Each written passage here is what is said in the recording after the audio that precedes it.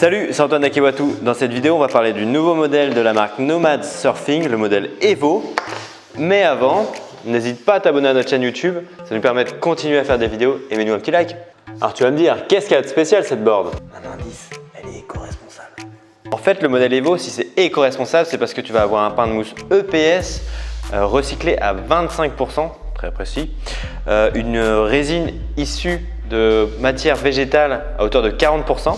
Et cette petite latte ici, cette petite latte qui est un mix entre le lin, donc la matière naturelle, et le basalte, encore une matière naturelle. Mais pour qui est fait ce shortboard?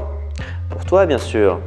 Et pour les surfeurs intermédiaires experts, voulant surfer des vagues de 50 cm à 2 mètres, des vagues creuses bien sûr parce qu'on est sur un shortboard, mais cette planche te permettra également de surfer des vagues un peu plus molles. Tu vas voir tout de suite pourquoi.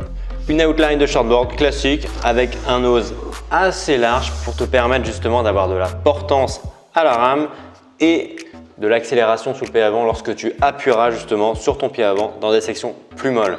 Lorsqu'on va vers le tail ici, tu vois qu'on arrive sur un squash tail, donc on va s'affiner, logique. Le squash tail, ça va te permettre lorsque l'eau va circuler tout le long de la planche ici, d'avoir de la réactivité parce qu'en fait, arrivé au tail, l'eau va paf s'échapper. Ouais, ça s'échappe comme ça l'eau. Donc elle va s'échapper du tail et t'offrir justement de part et d'autre 2 points de pivot. Et le fait qu'il soit un peu arrondi, ça te permettra de conserver justement cette accroche dans tes virages. Tout est prouvé scientifiquement bien sûr. Attention. Et le rocker maintenant? Eh ben, le rocker, on va être sur un rocker médium à l'avant, pareil à l'arrière. En gros, tu vas avoir quelque chose de polyvalent, tu pourras aller chercher des grosses manœuvres dans le creux de la vague et tu pourras quand même avoir pas mal de surface en contact avec la vague sur les sections plus molles, plus plates.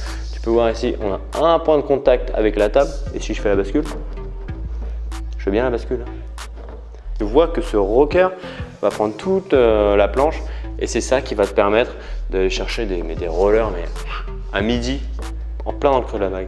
Et en ce qui concerne l'épaisseur maintenant, eh ben, tu peux voir que ici, au niveau du nose, on va conserver une très belle épaisseur tout le long. Cette épaisseur va te permettre d'avoir une excellente portance, donc facilité au niveau de la rame. Et lorsque tu devras appuyer sur le pied avant dans les sections un peu plus molles qui manquent de vitesse, cette épaisseur te permettra de passer et de voler sur ces sections molles. Ouais, je dis bien voler.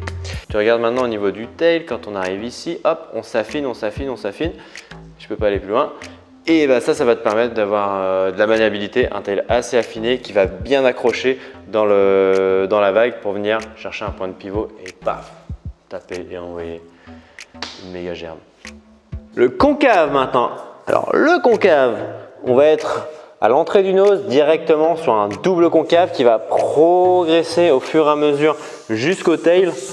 Donc, je sais pas si tu peux le voir jusqu'ici, mais on va avoir vraiment donc au niveau du tail une carène creusée de part et d'autre de la latte et ça va t'apporter une super bascule d'un rail à l'autre pour venir chercher de la réactivité et de l'explosivité dans ton surf et en plus de ça va permettre de concentrer l'eau qui va arriver progressivement du nose jusque dans le tail et la concentrer pour t'apporter de la vitesse, de la portance et bref, du kiff. Du kiff et du kiff. Lorsqu'on regarde les rails de cette planche, maintenant on est sur quelque chose de 50-50, autant arrondi au-dessus qu'en dessous. Ce qui te permet d'avoir quelque chose de tolérant.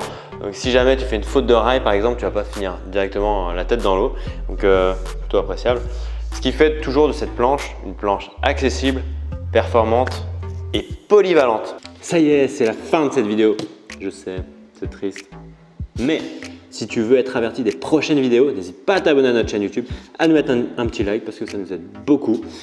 Et si tu veux retrouver cette planche ou même les dérives éco-conçues en plastique recyclé ou le pad pour cette planche, un pad en liège que fabrique toujours la marque Nomad Surfing, n'hésite pas à aller voir dans la description de cette vidéo, tu retrouveras tous les liens des produits. Et en attendant, je te souhaite un bon ride. You